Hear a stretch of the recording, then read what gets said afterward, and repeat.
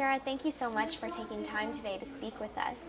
I hear you're teaching a very interesting class to freshmen here at Stanford called Riding the Big Data Wave. What do you tell them in this class? So riding the data wave, it's an intro sem, and it's targeted really to first-year students that come at Stanford, and it's an opportunity, as all the other intro sems, for them to get in contact with real research topics of nowadays. So what we do, it's a gentle introduction to statistics in some sense, but it's also quite different from what you will get in an introductory statistics class. Our focus is trying to discover the extent of data sets that are available out there on the web and what we can learn from them. So the characteristics of these data sets is that they're typically quite comprehensive. So we don't worry about the effects of sampling or how this may be a small sample compared to the entire population. We get data sets from the US government or from various institutions that are quite comprehensive, and we just try to see, well, what can we learn about it? How can we summarize these large data sets that, we can look at them on Excel and it makes no sense to us? What kind of graphical devices or statistical summaries we can use? And we try to use a fairly Socratic approach so that the students really try out.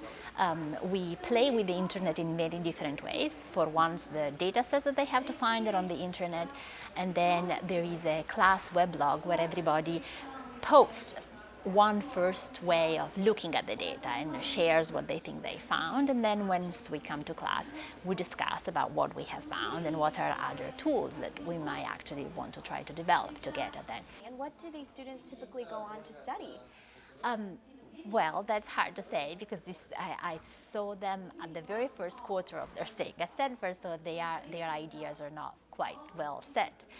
There are some students that are really quite into statistics and computer science. So I know for sure that some of them have gone on to major in CS or in mathematical and computational sciences, which is an interdepartmental major that we have here.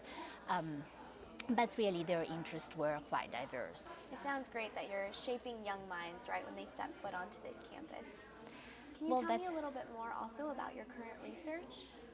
Yes, so I am a statistician and I work mainly in application of statistics to the analysis of genetics and genomics data. One of the focus of my research nowadays is the fact that it's very much connected to what we discussed in this big data conference, and one way in which pans out in my real life is that we are looking at a large number of characteristics of humans, and we try to understand how these different characteristics are influenced by the genome. So the term that we use for these human characteristics is phenotypes, and these are things that are measurable, like your height, your weight, the level of cholesterol that you have, or images of your brain obtained with MRI. And we try to understand which part of the genome influence the different aspects of these characteristics. And there is a very large search problem because the genome is a vast entity, but when you look at very many phenotypes, you have also a large dimension on this scale. So what I'm trying to do with colleagues is to develop statistical methods that allow you to search among all these hypotheses in a way that protects you from false positive, because you can always say that if you search hard enough, you're going to find something. So if you look for possible correlations between any locations in the genome and a vast number of phenotypes, you will find something that appears to correlate. But is that real or not?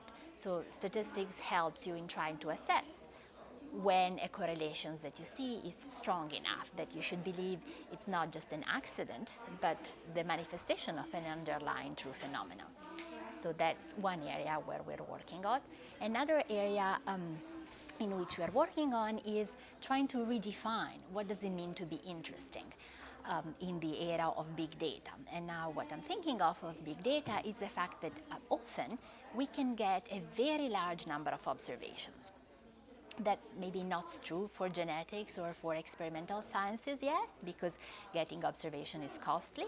But if you think about stuff that you can freely download from the web, you can get very large numbers very easily. And then you can do things like calculating correlations, for example, and you might discover that there is a correlation between searching on a website for a book with a certain title and instead searching afterwards for a garden tool, okay?